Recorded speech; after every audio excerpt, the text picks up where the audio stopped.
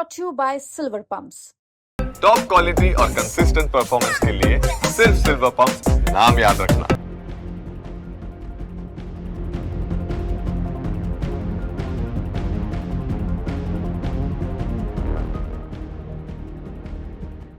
और कांग्रेस के बीच जो बैठक होने वाली थी बैठक हो चुकी है और कुल मिलाकर देखा जाए जो निचोड़ है, तेजस्वी यही कह रहे हैं कि महागठबंधन एकजुट है और 17 को जो मीटिंग होने वाली है पटना में उसमें बड़ा फैसला होगा। जो रणनीति बनेगी वो 17 वाली मीटिंग में ही निकल कर सामने आएगा। कांग्रेस की तरफ से जो नेता हैं अलावरू वो ये कहते नजर आए कांग्रेस प्रभारी कि देर आर सम ऑप्शंस। अब वो ऑप्शंस क्या है वो तो वही जानेंगे, लेकिन मौसमी जी इस वक्त हमारे साथ हैं। क्या निचोड़ माने इस मीटिंग का? जी देखिए, ये जो बैठक थी 1 घंटे लगभग चली और उसमें राहुल गांधी पहले निकले, उनको गुजरात जाना था, तो ज़ाहिर तौर पे चाय पे चर्चा हुई। मल्लिकार्जुन खड़गे थे, राहुल गांधी थे और सबसे पहली बात ये थी कि जो इंडिया ब्लॉक है उसमें अलायंस में कैसे आगे जाना है, उसमें जो कांटे हैं उनको हटाना है। जिसमें भी आपस में कोई नोकझोंक है उसको साइड में रखना है, यानी कि इशारा एक कॉमन मिनिमम प्रोग्राम की ओर है। मुद्दे भी साझा होंगे, अलग अलग मुद्दे नहीं होंगे। अमूमन हमने देखा है कि हर पार्टी अपना मैनिफेस्टो अलग अलग लाती है, लेकिन हो सकता है क्योंकि इंडिया ब्लॉक ये बैठक हुई है कि एक कॉमन मिनिमम प्रोग्राम आएगा, जो वादे किए जाएंगे एक साथ साझेदारी में किए जाएंगे ताकि इंडिया ब्लॉक एक फ्रंट के तौर पे नज़र आए। और दूसरी बड़ी बात इसमें ये थी कि अभी भी दरवाजे खुले हैं, ये गेट बंद है पर दरवाजे खुले हैं, किसी को भी आना है, चिराग नहीं तो पारस ही सही। मैंने पूछा था वो सवाल, लेकिन उसमें वो मुस्कुरा दिए, लेकिन उन्होंने कहा कि हमारे दरवाजे खुले हैं। अब जाहिर तौर पे जो बैकवर्ड कास्ट हैं, दलित हैं, अति पिछड़े हैं, उनको कैसे अपने खेमे में लाना है। नीतीश का बहुत कोर वोट बैंक है, वो उनको कैसे खेमे में लाना है, ये यक्ष प्रश्न बना हुआ है इंडिया ब्लॉक के सामने। लेकिन पशुपति पारस ने ऐलान भी कर दिया कि वो अभी एनडीए के साथ नहीं है, तो आपको लगता है कि उनको ऑफर दिया जा सकता है महागठबंधन की तरफ से या फिर वो खुद भी वार्तालाप के लिए आगे बढ़ेंगे? हाँ, ज़रूर। देखिए, जो कृष्णा अलावरू ने, हमने उनसे पूछा था तो उन्होंने बोला all talks are open, all gates are open. और पर ये सवाल है कि उनके आने से कितना वज़न बढ़ेगा। अब क्योंकि ऑप्शन नहीं है इंडिया ब्लॉक के पास, तो एक कोलिशन बनाने के लिए ताकि हर कास्ट का रिप्रेजेंटेशन हो, ये किया जा सकता है कि पशुपति पारस से ये लोग साध सकते, संपर्क साधा होगा या साधने वाले होंगे। क्योंकि ये देखा गया है कि प्री पोल अलायंस ज़्यादा अच्छे काम करते हैं और पोस्ट पोल में तो कोई भी उधर उधर जा सकता है। तेजस्वी यादव से जब हमने सवाल पूछा तो काफ़ी वो अग्रेसिव नजर आए अपनी चीज़ों को लेकर। कांग्रेस को क्लैरिटी नहीं दिख रही है। हमने कई सारे सवाल पूछे, आपने भी पूछा। कांग्रेस हर चीज़ में जिस तरीके से आप कह सकते हैं अलमटोल रवैया नज़र आ रहा है, कांग्रेस क्लियर नहीं है अभी भी? मुझे लगता है कांग्रेस इसमें ज़्यादा बड़ी प्लेयर नहीं है, वो आरजेडी को फ्रंट पे रखना चाहती है। तेजस्वी यादव क्लैरिटी से एट ईज़ नज़र आए, मुझे ज़्यादा अग्रेसिव नहीं लगे। मतलब वो बड़ी आराम से अपनी बात को कह रहे थे। उनको क्लियर था कि ऐसी कोई लड़ाई झगड़ा होता तो अमूमन पता चल जाता है, या सीट को लेके भी होता कुछ।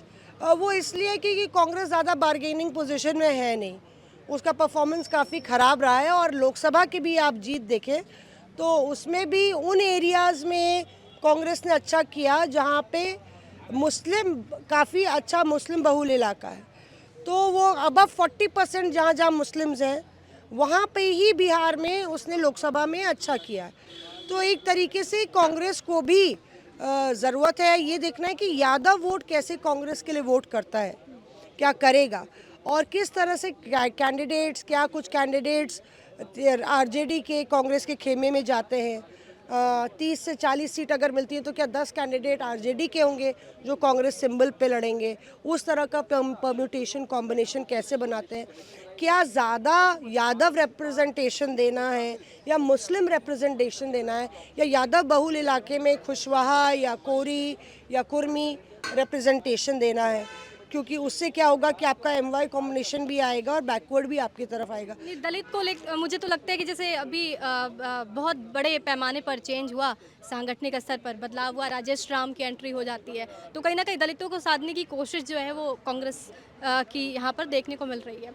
लेकिन कन्हैया कुमार को उतारना, अगड़ी जाति को भी साधने की कोशिश की जा रही है कांग्रेस की तरफ से, तो जो समीकरण कांग्रेस बना रही है उसमें सफलता मिलेगी कांग्रेस को? नहीं, आपने सही कहा कि दलित कम्युनिटी पर नज़र है। तेजस्वी का भी अभी कोई बयान आया है दलितों पर। तो अब राजेश राम के आने से कितना सधता है दलित वोट, क्योंकि ग्राउंड पे कांग्रेस है नहीं, संगठन उसका कुछ है नहीं, ब्लॉक लेवल पे ज़ीरो है। तो कृष्णा लावरू एक नए इंचार्ज बने हैं, एक नया प्रदेश अध्यक्ष आया है, एक नई शुरुआत कांग्रेस कर रही है। इतनी जल्दी बिहार की पॉलिटिक्स बहुत कॉम्प्लेक्स है, इतनी जल्दी डिविडेंड्स मिलना संभव नहीं है, इसीलिए उसको अपनी नैया पार लगाने के लिए आरजेडी का सहारा चाहिए होगा। और यही वजह है कि दोनों एक दूसरे की ज़रूरत को समझते हैं। अगर कांग्रेस और आरजेडी कंबाइन होता है तो मुस्लिम वोट कंसोलिडेट होता है, यादव वोट आपके साथ है, उसके अलावा क्या, ये सवाल इनके सामने है। और इसीलिए आज अलायंस में माले को कितना तवज्जो देना है, बाकी दलों को कितना तवज्जो देना है, लेफ्ट पार्टीज़ को, इस पर भी चर्चा हुई होगी। क्योंकि माले ने बहुत अच्छा परफॉर्मेंस किया था, उसका स्ट्राइक रेट बहुत अच्छा था और वो इस बारी ज़्यादा शेयर मांगेगी। हाँ बिल्कुल, अभी खबर ये भी है सूत्रों के हवाले से कि 40 सीटों पर माले जो है अपना दावा पेश कर रही है और कांग्रेस जो है वो 50 पे मानेगी। अभी आपने जिक्र भी किया कि हो सकता है कि कांग्रेस के सिंबल पे आरजेडी के सिंबल पे कांग्रेस के कई ऐसे कैंडिडेट हैं जो चुनावी रण में देखने को मिले। आपको लगता है कि इस बार कांग्रेस की सीटें घटेंगी और वही सीटें होंगी जहाँ पर मजबूती से कांग्रेस होगी? हाँ, देखिए, इस बात पे कांग्रेस बार्गेन करेगी कि लेफ्ट ओवर से काम नहीं चलेगा, क्योंकि वही सीटें जहां बीजेपी लगातार जीतती आई है या बीजेपी का गढ़ है, अगर वो मिलती है या जेडीयू का गढ़ है, तो वो संभावना कांग्रेस की जीतने की बहुत ख़राब हो जाती है। और यही उन्होंने पिछली बार बोला था कि हमारा स्ट्राइक रेट ख़राब है। लेकिन जो आइडियोलॉजिकल फाइट है वो कांग्रेस बीजेपी से लड़ते हुए दिखना चाहती है। तो कई सीटों पे वो कहेगी कि जहाँ बीजेपी फाइट पे है तो हमें लड़ने दीजिए आप, और जहाँ जेडीयू अच्छा कर रही है वहाँ पे या जेडीयू के साथ मुकाबला है वहाँ पे आप लड़िए। तो नेशनल वर्सेस नेशनल और रीजनल वर्सेस रीजनल पार्टी, तो शायद चांसेस ज़्यादा बढ़ जाती हैं जीतने की। बहुत शुक्रिया हमारे साथ जुड़ने के लिए। तो जो पहली तस्वीर मुझे समझ आई मौसमी से बात करने में, वो ये समझ आई कि जो फाइट होगी बीजेपी वर्सेस यहाँ पर कांग्रेस हो सकती है और जेडीयू वर्सेस आरजेडी की फाइट हो सकती है और कांग्रेस कम सीटों पर संतोष कर पाएगी, लेकिन वैसी सीटें जहां पर मजबूती के साथ कांग्रेस अपने कैंडिडेट को उतार सके, कांग्रेस को उस सीटों पर भरोसा हो सके। हालांकि 17 अप्रैल को क्लियर होगा कि आखिर सीट शेयरिंग का नया फॉर्मूला क्या होगा, सीएम फेस कौन होगा, क्योंकि चाहे वो कांग्रेस हो चाहे वो आरजेडी हो, दोनों के नेता कमोबेश यही बता रहे थे कि जो तस्वीर है वो आज क्लियर नहीं हुई, आज बस एक शुरुआत हो गई है, आज एक आगाज़ हो गया है और 17 अप्रैल को जो बैठक होगी उसमें कुछ ना कुछ रणनीति ज़रूर निकल के सामने आएगी।